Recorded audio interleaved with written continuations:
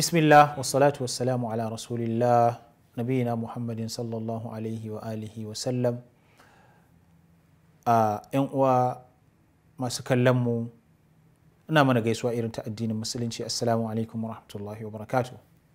Barkanmu da sake saduwa a wannan shiri namu na mu gudu tare mu tsira tare.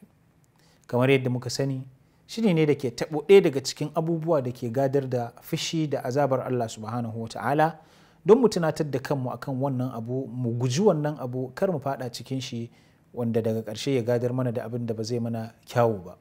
A yau ma insha Allahu na ɗauko mana wani ɗaya daga cikin abubuwa da Allah subhanahu wa ta'ala ya gargaɗe mu daga shi, ya hana mu aikata wannan aiki, wanda kuma ɗabi'a ce wanda al'adanci ko kuma mu kanmu a gidaddajinmu duk wanda kaga yana aikata irin wannan ɗabi'a to kakan ɗauke shi ƙaramin mutum ne, baka ɗaukan shi mutum ne mai daraja, baka ɗaukan shi mutum ne wanda ya san ya kamata. Menene wannan zunubi da Allah subhanahu wa ta'ala ya hana mu? Menene wannan zunubin da yake zubar da mutuncin mutum?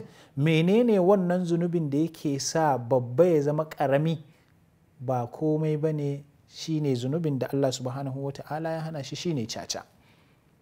Lalle Allah subhanahu wa ta'ala ya hana mu yin caca, domin aba ce wacce ba ta da kyau, wanda Allah subhanahu wa ta'ala ya gwada mana cewa yana daga cikin ayyuka na shaidan. Domin Allah subhanahu wa ta'ala ya faɗa da kira na girmamawa, ya ayyuhal ladhina amanu, sai ce innamal khamru wal maisiru wal ansabu wal azlamu, sai ce rijisun min amali shaitan. Yace ya ku waɗanda kuka yi imani, ku sani lallai waɗannan abubuwan da zan lissafa muku, da giya da ainihin caca da ainihin ansab da azlam, waɗannan al'ansab da azlam wasu ababe ne wanda azzalam wasu ababe ne dai da ake yin su a zamanin jahiliya. Almuhim dai waɗannan abubuwa da Allah ya ambata su a cikin ayan nan, caca tana daga ciki, sannan kuma sai ce rijisun min amali shaitan, suna daga cikin ayyuka na shaidan. Kenan kasancewarta tana daga cikin ayyuka na shaidan, sai Allah subhanahu wa ta'ala ya ce fajtanibuhu, ku nisance shi, kar ku yadda ku aikata shi. In ko kuka aikata shi, to lallai fa kun aikata irin aiki na shaidan. Duk wanda ya aikata irin aikin shaidan, to ya zama yana tare da shaidan. Allah subhanahu wa ta'ala ka kiyashe mu da ainihin kasancewa tare da shaidan. Lalle mu sani tana nan nau'ika kala-kala, ba ka ɗaukan cewa wannan ce ba wannan ba ce.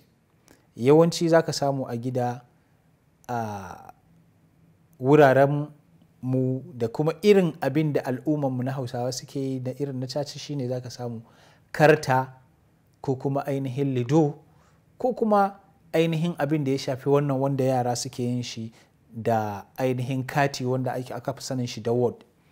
To dukkansu dai jinsi ɗaya ne, za mu ce ta tadda mu je mu. Allah subhanahu wa ta'ala ya hana mu yin wannan abu. To zaman lafiyanka a wurin Allah subhanahu wa ta'ala shine ka hannu daga abin da ya hana.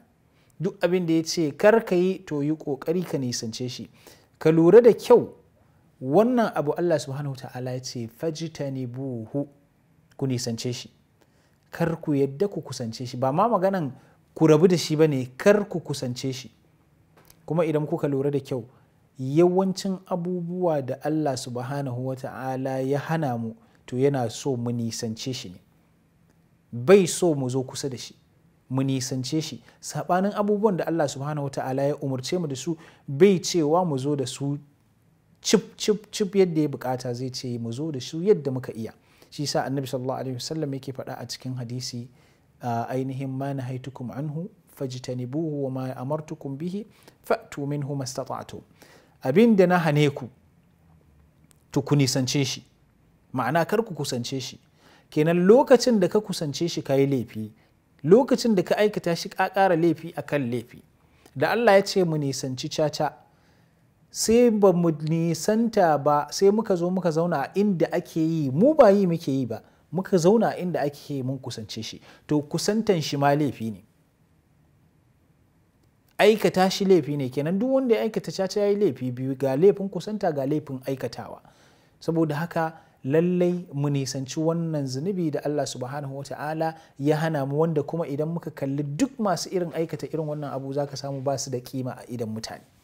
Allah subhanahu wa ta'ala ya kiyashe mu, ya kare mu daga fadawa cikin irin wannan zunubi mai gadar da fushin Allah subhanahu wa ta'ala. Za mu tsaya a nan wurin insha Allah sai kuma shirinmu na gaba. Assalamu alaikum wa rahmatullahi wa barakatuh.